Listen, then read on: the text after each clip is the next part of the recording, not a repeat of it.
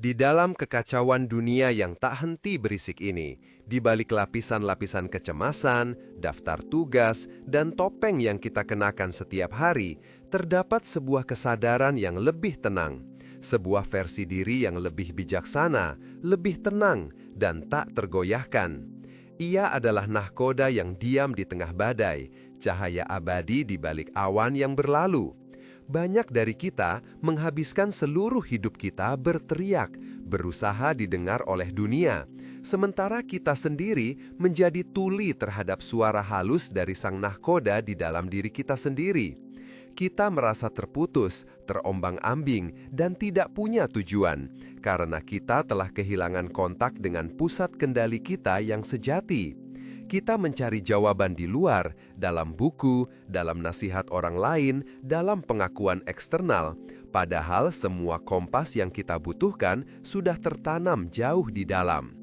Hari ini, kita akan membuka peti harta karun yang telah kita abaikan. Berikut adalah 5 kunci yang diilhami oleh kebijaksanaan abadi untuk membuka pintu dan terhubung kembali dengan diri Anda yang lebih tinggi. Kunci pertama, menciptakan kesendirian yang disengaja, intentional solitude. Kita takut akan kesendirian. Kita mengisinya dengan notifikasi, podcast, dan guliran media sosial yang tak ada habisnya. Kita melakukan ini karena dalam keheningan kita diharuskan untuk menghadapi diri kita sendiri. Dan itu bisa menjadi pengalaman yang menakutkan jika kita tidak terbiasa. Tetapi, kesendirian bukanlah hukuman. Ia adalah ruang suci. Ia adalah laboratorium di mana diri yang lebih tinggi dapat akhirnya didengar. Anda tidak perlu pergi ke goa di pegunungan. Cukup 5 menit di pagi hari sebelum dunia terbangun. Duduk dalam keheningan, biarkan kegaduhan internal mereda. Jangan melawannya, amati saja. Dalam ruang yang Anda ciptakan dengan sengaja ini, suara yang lebih dalam akan mulai muncul. Bukan sebagai teriakan, tetapi sebagai bisikan yang jernih dan penuh keyakinan. Latihan ini bukan tentang melarikan diri dari dunia, tetapi tentang membumi di dalam diri Anda sendiri, sehingga Anda dapat menghadapi dunia dari tempat yang berpusat dan kuat. Kunci kedua, dialog batin yang bijaksana, the inner dialogue. Diri yang lebih tinggi tidak berbicara dalam bahasa yang rumit. Ia berbicara melalui kejernihan pikiran. Cara untuk menjemputnya adalah dengan mengajaknya berdialog.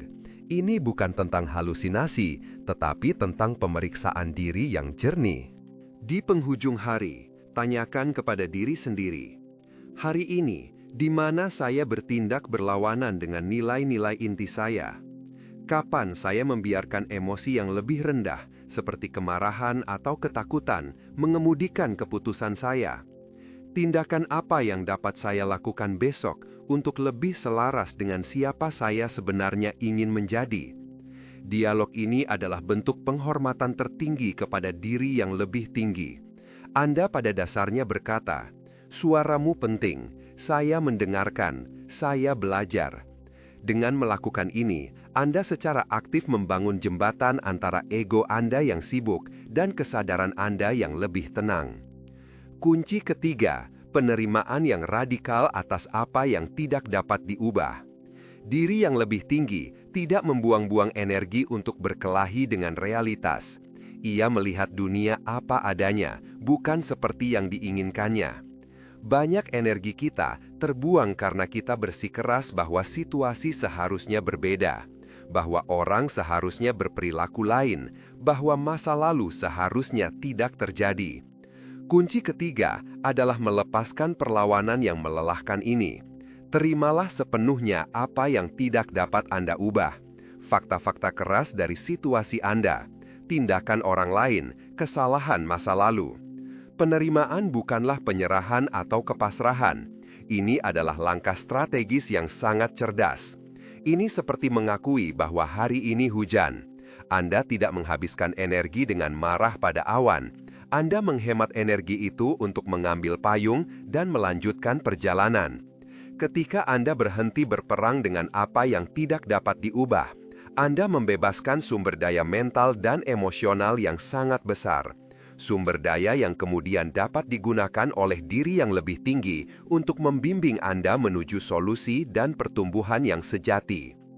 Kunci keempat, penguasaan persepsi. Tidak ada peristiwa eksternal pada dirinya sendiri yang memiliki makna. Makna itu diberikan oleh persepsi kita. Diri yang lebih tinggi adalah sang master dari persepsi ini. Ia memiliki kemampuan untuk melihat tantangan bukan sebagai bencana, tetapi sebagai peluang untuk berlatih ketabahan. Ia melihat kritik bukan sebagai penghinaan, tetapi sebagai kesempatan untuk memperbaiki diri. Ia melihat kehilangan bukan sebagai kutukan, tetapi sebagai ruang untuk pertumbuhan baru. Setiap kali Anda dihadapkan pada situasi yang sulit, jedalah sejenak. Dan tanyakan, bagaimana diri saya yang lebih tinggi akan memandang ini? Apakah ini adalah sebuah akhir atau hanya sebuah belokan? Apakah ini adalah hukuman atau sebuah pelajaran? Dengan secara sadar beralih ke perspektif ini, Anda tidak lagi menjadi korban dari keadaan Anda. Anda menjadi murid dari kehidupan itu sendiri. Anda menarik diri yang lebih tinggi ke dalam momen ini dan membiarkannya membantu interpretasi Anda, yang pada akhirnya akan membantu tindakan Anda. Kunci kelima, tindakan yang selaras dengan nilai, action aligned with value. Hubungan terkuat dengan diri yang lebih tinggi tidak dibangun hanya melalui pemikiran atau meditasi, tetapi melalui tindakan. Setiap kali Anda memilih untuk melakukan hal yang benar, meskipun sulit, meskipun tidak ada yang melihat, Anda memperkuat ikatan dengan esensi tertinggi Anda. Ketika Anda memilih kejujuran daripada kecurangan, keberanian daripada kenyamanan, kebaikan daripada sikap acuh, Anda berbicara dalam bahasa yang dipahami oleh diri yang lebih tinggi.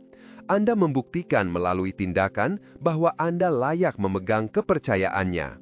Setiap tindakan yang selaras dengan nilai-nilai kebajikan adalah sebuah doa tanpa kata-kata, sebuah pengakuan bahwa Anda adalah sekutu dari kekuatan yang lebih besar di dalam diri Anda sendiri.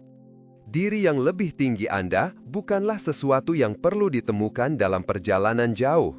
Ia sudah ada di sana, menunggu dengan sabar untuk diakui, didengarkan, dan diikuti.